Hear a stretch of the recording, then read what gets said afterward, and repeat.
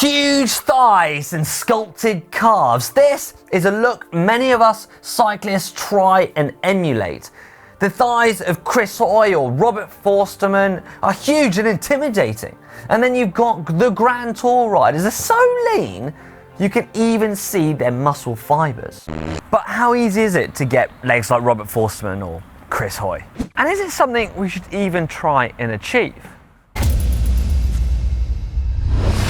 So, in this video, we are going to talk to our resident bodybuilder and a professional strength conditioning coach to really find out how us cyclists can not only get ripped, but also get strong.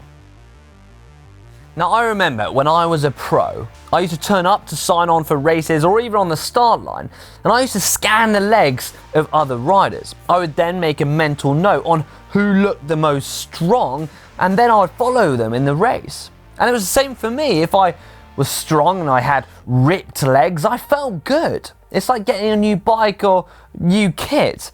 It gives you that mental boost. But being ripped like that was never my primary aim. And I don't even know if I was doing the right training to be like that. Yeah. So anyway, in my quest, I'm meeting up with someone who spends all their time, their primary focus is to be as ripped as humanly possible. So I'm headed to the gym. So Brad, you've been working for over a decade in bodybuilding, which is, getting your muscles in peak condition to be able to go and show them off in competition. What does it take to get into shape before a competition? So bodybuilding in the first instance is very much a marathon, not a sprint. It takes a very long time to get to the end goal, which is obviously a stage where you can compete. So yeah, it's a long time, years, eating to a strict diet plan, training hard, obviously depending on whether you're trying to get bigger or leaner, your training might vary, your diet might vary, but the main thing is just a long period of consistency with both of those aspects, the nutrition and the training. So when we think about the likes of Chris Hoy or Robert Forsterman, who are strong big guys, track sprinters, with huge thighs similar to the size of yours, they're not used to going uphill, or they don't need to go uphill. And as we found out from the last video where you went up against Ollie, you could feel that Ollie had far less muscle density and muscle size than yourself, but then he was able to propel him up the climb. What's your advice on building lean muscle and keeping it, strong for going up hills as well as? So obviously the likes of myself, Chris Hoy, a lot of their training is for pure power and muscle hypertrophy. So they're looking to break down the muscle and build the muscle as big and as strong as they can. An uphill cyclist the aim is muscular endurance. So they want to be able to use that muscle efficiently for a long period of time. So in terms of your training in a gym, my advice would be to work with higher rep ranges, maybe not quite so heavy a weight, making sure your workouts are fueled, you've got plenty of energy, you can actually keep going and going. And obviously building an element of cardio. That's always going to help your lung capacity, your breathing, your heart health, everything else. So that's going to benefit more the endurance style of cycling. You as a bodybuilder work on your muscles looking incredible. On stage you want your muscles to be popping. Now how do us cyclists, get the same look as you've got without really doing the training? Because obviously my goal is to try and make the muscles look as big and as conditioned as possible come stage time. And I guess no matter what your training style, whether that be the endurance style training or the strength or muscular size type training with the rep ranges and so on, the key is nutrition, is your diet.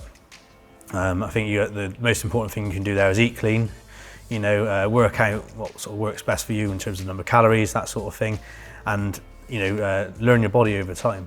It's not going to be something that happens overnight. You're going to have to work at it, work out what diet works for you, and then just slowly tailor it towards getting that lean definition, basically.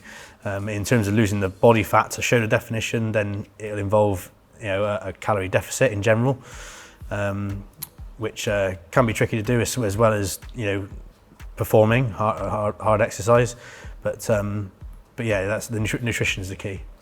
Brad, can you give us a little bit of a sneak peek into what your diet and what your nutrition looks like? I try and avoid things like sugars and saturated fats. So a typical day might be eggs and porridge oats for breakfast, Might be 4 or 5 other meals throughout the day. That might be chicken or fish with potato or rice and vegetables. So we're making sure we get a range of, both types of fibre, soluble and insoluble, and a good range of proteins in there, and obviously carbohydrates are there to fuel the body, fuel the workouts, making sure we're training hard. So Brad, is there a genetic element to being and looking ripped? I mean, genetics come into play massively with everybody's body's different, so what that body can actually achieve is going to be different. Some people can get bigger and pile on loads of muscle really easily. Some people can't. Some people can get lean really quick. Some people can't. So genetics is 100% a limiting factor for a lot of people. But that being said, you can obviously, work against that with your nutrition and your training. So Brad, when you're on stage, you're training to get your muscles to look as good as humanly possible. Peak form for you is pretty depleted. You're losing all your water in your body, and then you can show off the rippling muscle fibers that you're looking to do on stage. But your advice to us wouldn't be to get quite down to that level, is that right? No, not necessarily, or at least you can probably get there, but maybe not hold on to as much muscle mass. Holding on to that amount of muscle mass and losing that amount of body fat does result in you being quite taxed, quite worn out. Your calories are relatively low, you don't have a lot of energy, you're not exactly in the best place to go cycling really by that point in time. So however, you can get that lean with a lower muscle mass and still have energy. The difference is you're not carrying unnecessary weight again. So it's it's a bit of a balancing act, but I wouldn't recommend trying to be as muscular as possible and achieve a decent level of endurance. Brad, thank you very much, appreciate it. Massive thank you for Brad for giving us a bit of an insight from his point of view on how to build muscle and how to get strong. But what I want to know is, how do you utilize that muscle and turn it into strength on the bike, specifically for us cyclists? So I went to visit Chris, who knows a little bit about strength and conditioning and how to turn strength into speed. My name is Chris Peden. I'm previously a Royal Naval physical trainer, but in the last 9 years since leaving the military, I've been a dedicated strength and conditioning coach, and I now primarily work with professional and recreational cyclists, as well as being a cyclist myself. So for the viewers watching, how should they think about structuring in a strength training program or plan into your normal riding or your day-to-day riding, whatever goal you might be heading towards? Go hard and hard, intensity. So if you're doing a double day, your strength is intensity, and obviously whatever you're going to do on the bike's intensity. Some riders, with that though, actually find that way too fatiguing and don't recover for the next day. Yeah. So some riders will then actually benefit from strengthening it from an easier ride to help spin the recovery out. Some riders prefer to ride in the morning and then go into the gym a bit later on. So basically what you're saying is have a play around as the individual. Yeah, so... And it's basically trial and error. Yeah, and you've got to look at, there's different things you've got to look at in terms of, if you do the endurance in the morning, you'll be more fatigued for the gym later on, and you might not be able to give as much quality into it. Yeah. If you flip reverse that, there's a nice study done by Coffey and Hawley, I want to say I've got the names right. It was all based on concurrent training and like the molecular responses, what's happening internally essentially. And what they found was they had elite endurance athletes, I can't remember, I believe it might have been cyclists too, and elite lifters essentially. And what was happening internally, what was the highest stimulus response they had? So when the riders rode, the stimulus to the body wasn't that high. No. So they were able to recover from it a hell of a lot faster. However, when they lifted, because it was a new stimulus, the response was pretty high. So it takes them a lot longer, so the fatigue level is a lot longer to recover. Yeah. And vice versa, the lifters had a smaller response from the lifting and a large response from the cycling. Yeah. So you can look at that and go, okay, well actually, to try and, because some riders can't get away from doing a double day because the amount of volume they're doing and how we need to structure it as well, it's probably more logical to get that strength work done first. It's your biggest response internally where it may potentially cause the most fatigue. And And then we know that then whatever session you've got later on in the day, you will find a hell of a lot easier to recover. However, because the strength session's in the morning, you've given yourself a longer period of time until the next day in the next session to allow for recovery from that. Okay. So you could argue then, well, actually that might be the best formula in response to that. Warm-up is going to include certain preparatory movements, some mobility stuff, drills, some breathing work, help get ready for the main session. I will then only generally program 2, depending on the individual, their training age, or what quality we might want to develop at a certain time of the year. There might be a third one. So that third one might be a little bit of accessory work, or it might be a power-based movement, a little bit more explosive, because we're trying to develop an explosive quality out of them, especially if they're in race season. And then out of those other 2 primary movements, one's more quad focused, and one that will be a little bit more hamstring glute focused as well, and working around that to try and have a little bit of balance and synergy to the programming. Then I'm a big believer in upper body training in terms of how keeping it strong. We're not trying to get big and bulky. We just want strong, and how strong is strong enough, and I guess the question, well, how strong do I need to be? And that's such an open-ended. I get you. Like there's no definitive answer. Yeah. You know. So there's no finish line really. No, and it's probably to the point where if you're trying to achieve too much of a high level of strength, that to go there, it's detracting away from your riding. Where you're like, okay, the juice isn't worth the squeeze. Like you're doing too much. So I like to say do as much as necessary, not as much as possible. So, another question, does strength training benefit all riders? So we're talking endurance riders, sprinters, coming back from injury.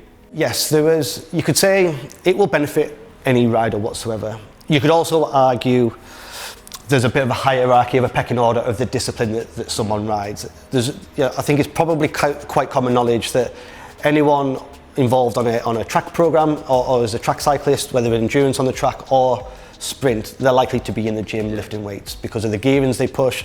They need to get on top of produce high torque from a standing start. They need to get up to 130 RPM to be sprinting, and so it's kind of, they will lend themselves to doing it more regularly and have the affordability to follow more traditional periodized programs. Because time allows, because their competition dates are like so far spread apart. For the typical endurance rider that's riding all the time, riding weekends or competing at world tour level or below, you can't really follow that traditional periodized model. It's never going to work. The demands are too much from the sport.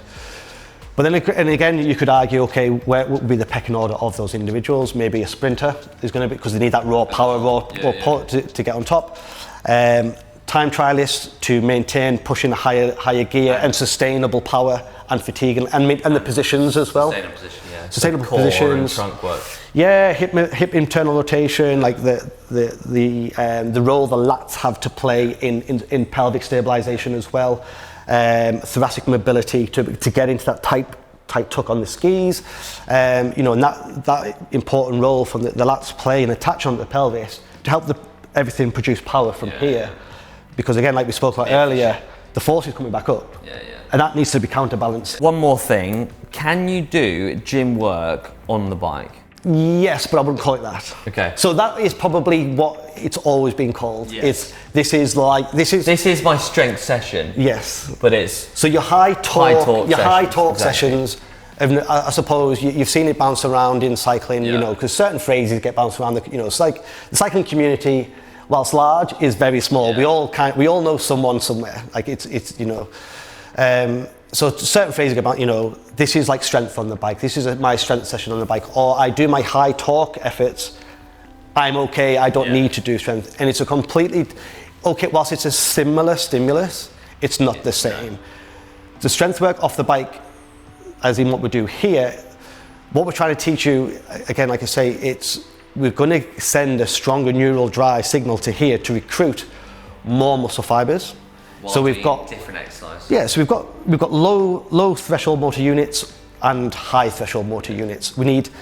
Your low ones are important for general day-to-day life, like what we're doing now. If you want to pick up your water bottle to there, that's low motor threshold, low units at play, because we need good control with what we're doing. If your high ones were kicking in, you'd throw your bottle everywhere. It wouldn't look pretty. So But we need high levels of force to help recruit the high threshold motor units.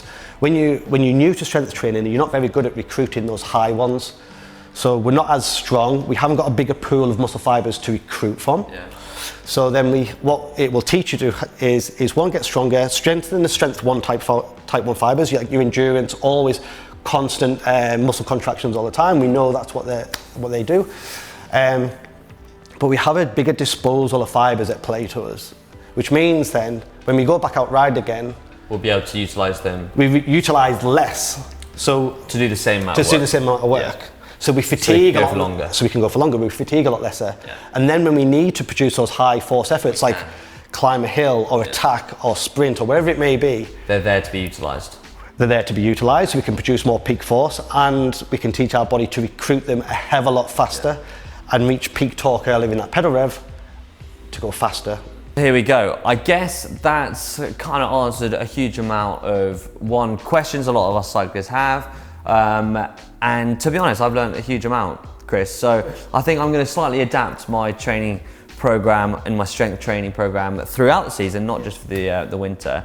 And hopefully next year I'll be that bit stronger, and I'll also manage to save some of my horrific crashes. Thank you so much. No worries. Appreciate it, and I'll see you on the bike. Massive thank you to Brad and Chris. There's a whole host of information there, trying to turn muscle into strength and then speed on the bike. Thank you again so much for watching. If you enjoyed this video, give us a big thumbs up. And if you've got any questions on this topic, then all you have to do is put them in that comment section below and we will answer them so that you and I can get fitter and stronger on the bicycle.